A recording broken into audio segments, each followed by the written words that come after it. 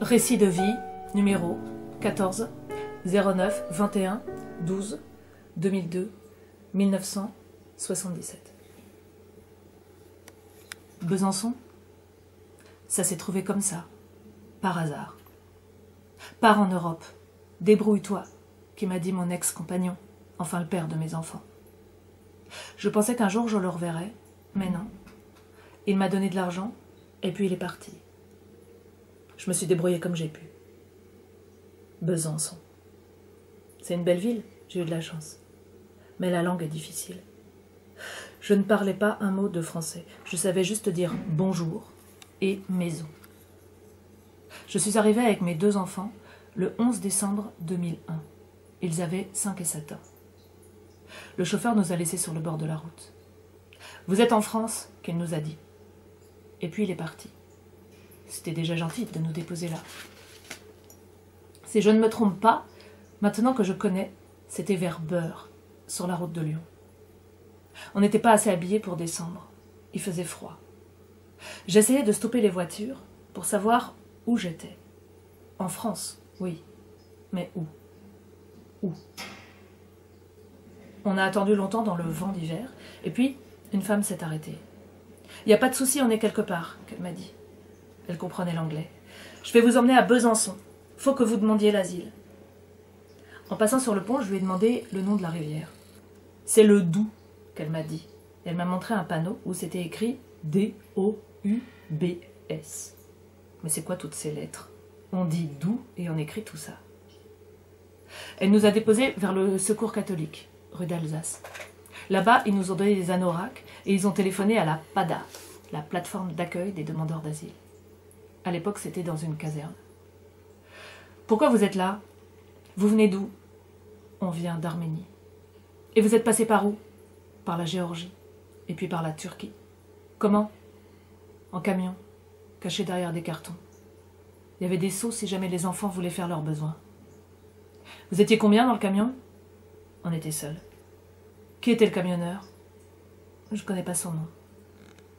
En fait, avant de partir, ma fille s'était cassé le bras. Elle s'était fait casser le bras à cause des problèmes, enfin bref, elle avait un plâtre. Et tout à coup, à Istanbul, ça lui faisait mal. Ça la grattait. Et elle pleurait. Fallait lui ôter son plâtre. Alors je suis allée dans le quartier des Arméniens, sur le marché rouge, pour trouver une solution parce que je ne parlais pas le turc. Et là, j'ai trouvé un Arménien qui m'a dit « Je vais vous aider ». C'est lui qui a trouvé le camionneur, les passeurs. C'est lui qui a tout fait. Moi, je n'étais pas en état psychologique pour le faire, mais par contre, j'avais l'argent. Combien avez-vous payé pour le voyage? C'est parti de ma mémoire, mais j'avais assez. Pour quelle raison êtes-vous parti? Faut tout reprendre depuis le début, sinon on ne comprend rien. Donc, par où commencer? Je suis née, normalement, le 8 mars 1975, à Massy, en Arménie. Je dis bien normalement parce que je n'ai pas d'acte de naissance. Je n'ai rien. Rien du tout, que ma parole. Je sais juste qu'on fêtait toujours mon anniversaire le 8 mars. Je m'en souviens parce que c'est la journée internationale de la femme. Et je sais aussi que mes parents sont nés en Azerbaïdjan. Ils sont azéris. À l'époque, je veux dire du temps de l'ex-URSS, il n'y avait pas de conflit entre l'Arménie et l'Azerbaïdjan. Il y avait même des mariages mixtes. Je crois qu'ils sont venus en Arménie pour m'avoir. Il y avait une bonne gynécologue à l'époque qui s'occupait de ma mère, et ça a marché. Je suis née. Après, ils sont restés sur place. Tout le monde nous aimait bien dans le village, jusqu'au conflit du Haut-Karabakh en 1988. Et alors, c'est devenu comme une guerre. Et puis il y a eu le pogrom de Zumgait. Et alors en Arménie, les Azéris sont devenus comme des traîtres. Ils étaient poursuivis, battus, tués. On les appelait les Turcs, en mémoire du génocide des Arméniens. Et ça continue encore maintenant. Sale Turc, sale Turc. Mes parents ont décidé de rentrer en Azerbaïdjan. Ça devenait trop dangereux, les bagages étaient prêts. Je suis allée à l'école pour dire au revoir à mes copines. J'avais 13 ans. Et sur le chemin du retour,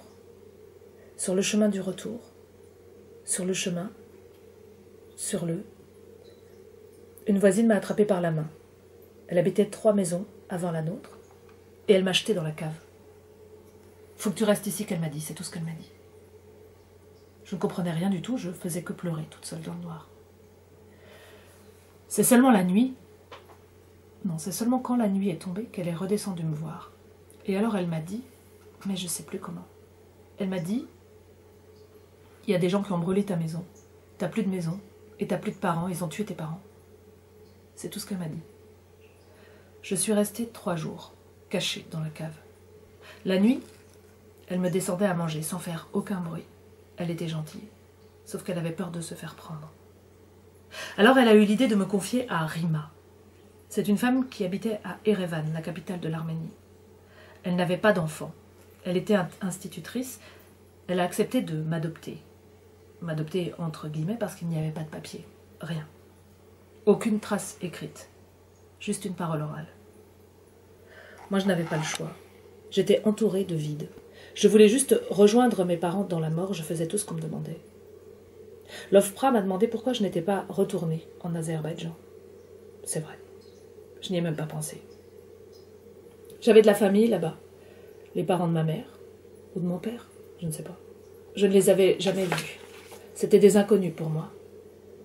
Et puis j'avais peur.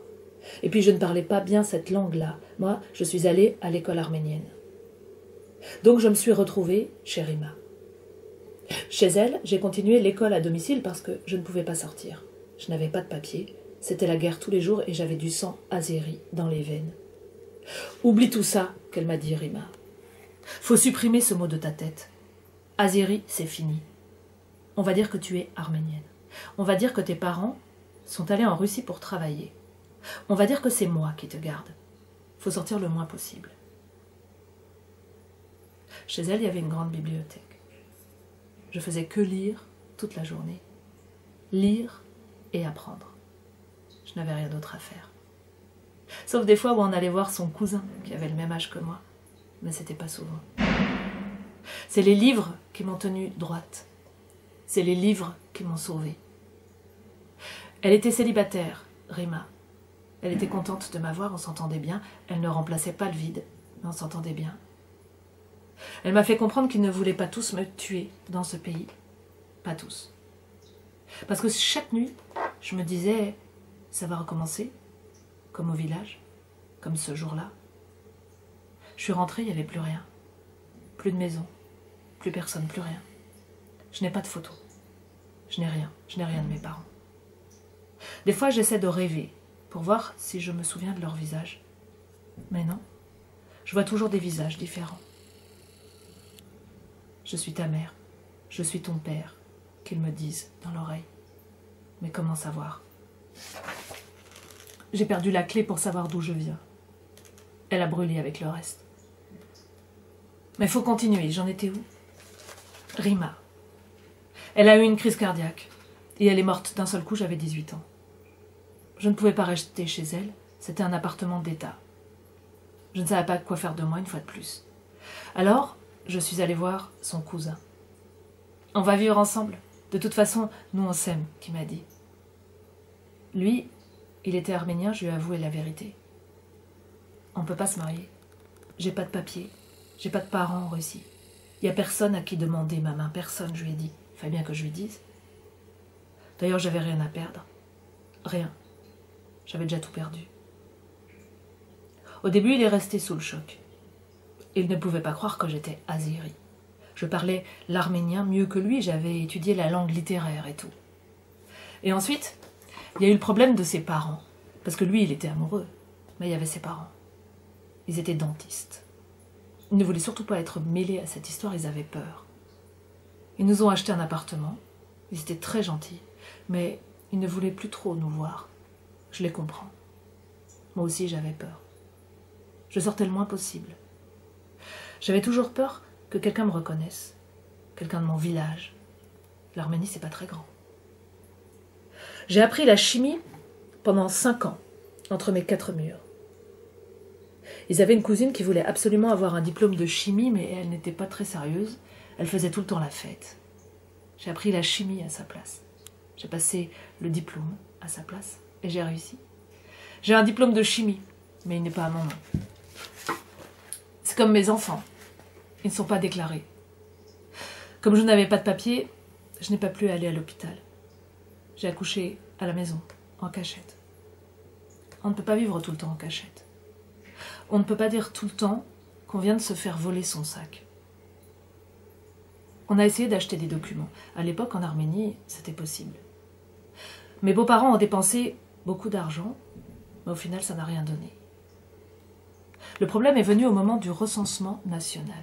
Tout à coup, il fallait s'enregistrer. Et cette fois, c'était national. On ne pouvait pas faire le coup du sac. Mon ex a donné son passeport. Madame, vos papiers, s'il vous plaît. S'il vous plaît, madame, vos papiers. Vos papiers. Vous comprenez? Vos papiers. Elle est enregistrée à Massis, qu'il a dit mon ex. C'est le nom du village où je suis née, normalement. Je dis bien normalement parce qu'en fait, il n'y a aucune trace de moi là-bas. Nulle part. J'ai engagé l'année dernière une avocate pour trouver un extrait de naissance à mon nom. Mais à Massis, il n'y a rien à ton nom, qu'elle m'a dit. Elle a cherché dans toute l'Arménie.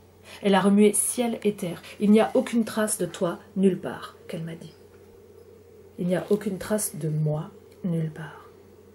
Pourtant, je suis bien là, non? Pourtant, j'existe physiquement. Des fois, je me le demande. Des fois, je me pince pour être sûre que je suis bien là. Et donc? Donc, j'en étais où? Elle est enregistrée à Massis, qu'il a dit au policier, mon ex. Il ne l'a pas fait exprès, ça lui est sorti comme ça dans la panique. Très bien, on revient dans 15 jours. Ils ont fait des recherches. Ils ont découvert qu'en 1988, une famille azérie avait été tuée dans ce village, mais qu'il manquait la troisième personne et que donc, c'était moi. Ils sont revenus comme prévu. Et ils ont commencé à nous frapper en disant à mon ex que c'était un traître. En me disant « Dégage, sale musulmane, t'as pas le droit de vivre ici. » Et puis ils sont revenus, une fois, deux fois. Ils ont tout détruit dans le magasin de mon ex. Les miroirs en 1000 morceaux. Ils ont balancé ma fille contre le mur. Bref, c'était pas facile. Fallait partir. Fallait partir le plus vite possible. Mais le problème, c'est que je n'arrivais plus à marcher. J'avais tout le temps des vertiges à cause des coups que j'avais pris sur la tête. Mes ex-beaux-parents ont trouvé quelqu'un pour m'accueillir dans un village, loin de la capitale. Je prenais des tas de médicaments. Au mois de décembre, j'allais un peu mieux. « Maintenant, débrouille-toi », que m'a dit mon ex. « T'es une grande fille, faut que tu t'en ailles, ça suffit comme ça. J'ai tout perdu à cause de toi, tout. Ses voitures, son magasin, son appartement, tout. C'était un fils unique, bien gâté par ses parents. Et tout à coup, il devait se cacher à la campagne, comme un criminel. Il était fâché, je le comprends. C'est pas grave, c'est fini. Après mes parents, rien n'est grave. Il nous a dit au revoir à la frontière, et moi je suis arrivée à Besançon. Je pensais qu'un jour je le reverrais, mais non. Il a tourné le dos. J'ai fait une demande d'asile à l'OFPRA. J'ai été déboutée, pour manque de preuves. Fallait des preuves que j'étais bien azérie, et que je m'appelais bien comme je le disais, mais je n'avais rien, aucun papier, que ma parole. Le jour où vos parents sont morts, pourquoi n'avez-vous pas récupéré votre carte d'identité? Mais la maison avait brûlé. Pourquoi n'êtes-vous pas allé à la mairie? À 13 ans, ça ne m'est pas venu à l'esprit. Maintenant, la première chose que je prendrais, en cas de problème, ce serait mes papiers. Mais à 13 ans, la seule chose que je voulais, c'était mourir. Comment prouver que j'avais été battue, comme pour me tuer? Vous pourriez, s'il vous plaît, me signer un reçu, monsieur le policier? Vous n'avez pas non plus de certificat médical. Aucun médecin n'aurait signé un certificat pour une azérie. Il me soignait la nuit, en cachette, contre beaucoup d'argent. J'ai déposé un recours à la CNDA. Enfin, ce sont plutôt les assistantes sociales qui s'en sont occupées. Moi, j'étais à l'hôpital, en dépression. Je ne mangeais plus, je pesais 38 kilos. Mais pareil, on n'a pas de preuves. On n'a pas de preuves. La procédure a duré 5 ans, en tout. Depuis ma première demande d'asile jusqu'au recours. 5 ans d'attente, sans savoir si oui ou non. Et à la fin, on a eu le rejet. Comme j'étais toujours à l'hôpital, les assistantes sociales ont demandé pour moi un titre d'étranger malade à la préfecture du Doubs. Et en mai 2005, enfin une bonne nouvelle, j'ai eu ma première carte de séjour, valable 1 an. Mais j'étais toujours à l'hôpital de Novillars. Les enfants étaient en relais parental. Maintenant, ça fait trop longtemps que ça dure. Il va falloir les placer dans une famille d'accueil, m'a dit l'assistante sociale. Vous n'êtes pas capable de vous en occuper. Et là, ça a été le déclic. J'ai décidé de m'en sortir. Pour eux. J'ai choisi de guérir. J'ai demandé au médecin l'autorisation de m'en occuper. Tous les jours. Tous les jours. Tous les jours. À force, ils ont fini par me donner une semaine à l'essai pour voir. Et ça a été. J'ai retrouvé des forces, petit à petit. J'ai remangé, petit à petit. Et j'ai réussi à sortir de l'hôpital. J'ai trouvé un appartement dans le centre-ville, mais j'avais peur de tout. Dès qu'on parlait fort à côté de moi, je fondais en larmes. Un matin, je me suis dit que la seule méthode pour aller mieux, c'était de travailler. Comme quand j'étais chez Rima. Travailler, apprendre. Les livres, les livres. Mais je n'avais aucune équivalence ici, pas même le bac. Il y a du travail dans le service à domicile, m'a dit la formatrice. Ou le commerce. J'ai dit, ça m'est égal, moi je veux juste travailler. Pôle emploi m'a proposé d'être auxiliaire de vie pour des enfants handicapés. J'ai travaillé pendant 5 ans. Dans des écoles primaires, ça m'a reconstruite. En 2011, j'ai signé un contrat en CDI pour un emploi à domicile. Je m'occupe d'un enfant autiste. Il était trop violent pour aller dans des structures. J'ai plein de cicatrices partout. J'ai réussi à créer un lien avec lui. J'ai pu lui apprendre à lire, à compter, à écrire. Je travaille avec des spécialistes de l'autisme en Suisse. Je vais bientôt passer le diplôme. Si je valide tous les modules, j'aurai enfin un diplôme à mon nom. Petit à petit, la vie reprend ses droits. Les enfants viennent d'obtenir la nationalité française. Moi, j'ai une carte de résidence pour 10 ans. Je suis passée du titre étranger malade à celui de vie privée familiale. Elle est valable jusqu'en 2020. J'ai encore 3 ans devant moi. Dessus, il y a marqué pays indéterminé. Nationalité indéterminée. Dans les magasins, j'évite de payer par chèque. Parce qu'il faut présenter une carte d'identité. Et quand les gens voient nationalité indéterminée, ils me regardent bizarrement. C'est quoi indéterminé? C'est moi. L'avocate ne me trouve nulle part. Elle m'a cherché partout en Arménie et il n'y a aucune trace de moi. Nulle part. Du coup, est-ce que je suis vraiment née là-bas? Je me le demande. Est-ce que mes parents sont mes vrais parents? Je me le demande. Ils avaient du mal à avoir un enfant. Peut-être qu'ils m'ont adopté, sans me le dire. En Arménie, on attend la majorité de l'enfant pour lui dire ce genre de vérité. Si ça se trouve, je suis une Arménienne. Mais alors, qui sont mes vrais parents? Il y a toujours des pourquoi dans ma tête. Si ça se trouve, je n'existe pas. Je me le demande. Il n'y a aucune preuve de moi. Nulle part.